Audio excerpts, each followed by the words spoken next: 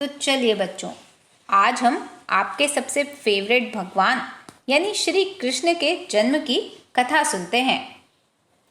भाद्रपद कृष्ण अष्टमी को श्री कृष्ण जन्माष्टमी कहते हैं, क्योंकि यह दिन भगवान श्री कृष्ण का जन्म दिवस माना जाता है। इसी तिथि को घनघोर अंधेरी रात को रोहिणी नक्षत्र में मथुरा के कारागार में वसुदेव की पत्नी देवकी के गर्भ से भगवान श्री कृष्ण ने जन्म लिया था। यह तिथि उसी शुभ घड़ी की याद दिलाती है और सारे देश में बड़ी धूमधाम से मनाई जाती है। प्यारे प्यारे बच्चों, क्या आपने कंस, देवकी, वसुदेव, नंद और यशोदा का नाम सुना है? इन सभी नामों का संबंध भगवान श्री कृष्ण के जन्म से है। तो चलिए बच्चों, आज अपन श्री कृष्ण जन्माष्टमी की कथा सुनते हैं। इस कथा को सुनने में आपको बड़ा मजा आएगा। त्रेता युग के अंत और द्वापर युग के प्रारंभ में पापी कंस उत्पन्न हुआ। द्वापर युग में भोजवंशी राजा उग्रसेन जब मथुरा में राज्य करता था तो उसके बेटे कंस ने उसे गद्दी से उतार दिया और खुद मथुरा का राजा बन गया। कंस की एक बहन थी देवकी, जिसका विवाह वसुदेव नामक यदुवंशी सरदार से हुआ था। एक बार जब कंस अपनी बहन देवकी को उसकी ससुराल पहुंचाने जा रहा था तो रास्ते में अचानक आकाशवाणी हुई कि हे कंस, जिस देवकी को तू बड़े प्रेम से ले जा रहा है उसी में तेरा काल बसता है। इसी के गर्भ से उत्पन्न 8वां बालक तेरा वध करेगा। यह आकाशवाणी सुनकर कंस आग बबूला हो गया और देवकी के पति वासुदेव को जान से मारने के लिए उठ खड़ा हुआ।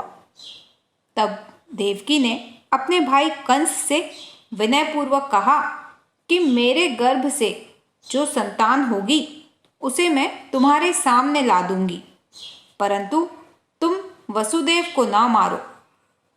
कंस ने देवकी की बात मान ली और मथुरा वापस चला गया, परंतु उसने देवकी और वसुदेव को कारावास में डलवा दिया।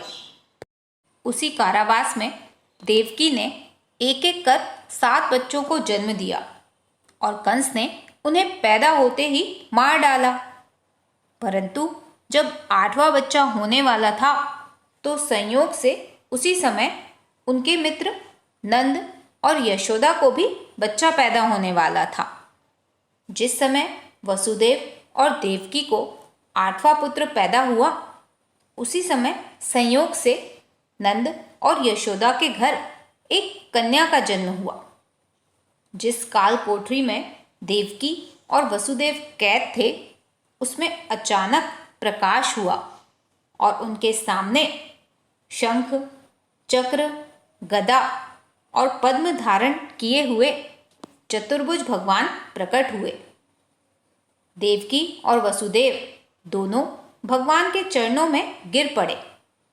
तब भगवान ने उनसे कहा, अब मैं पुनः अपना नवजात शिशु रूप धारण करता हूँ और तुम मुझे वृंदावन में अपने मित्र नंद और यशोदा के पास भेजाओ और उनके यहाँ जिस कन्या ने जन्म लिया है उसे यहाँ लाकर कंस के हवाले कर दो। यह सुनकर वसुदेव तुरंत ही शिशु रूपी श्री कृष्ण को सूप में रखकर कारावास से निकल पड़े और अथाह यमुना नदी को पार करते हुए वृंदावन में अपने मित्र नंद के घर जा पहुँचे। वहाँ पर उन्होंने श्री कृष्ण को यशोदा के साथ सुला दिया और उनके यहाँ जन्मी कन्या को लेकर मथुरा आ गए। जैसे ही कंस को देवकी की 8वीं संतान के जन्म के बारे में पता चला तो उसने उस कन्या को देवकी से छीनकर पृथ्वी पर पटकना चाहा, लेकिन वह कन्या तो आकाश में उड़ गई और कहा, अरे मूर्ख, मुझे मारने से क्या होगा? तुझे मारने वाला तो जन्म ले चुका है। इस प्रकार भगवान श्री कृष्ण की जन्म की कथा संपूर्ण हुई। बोलो श्री हरि विष्णु भगवान की जय। बोलो श्री कृष्ण भगवान की जय।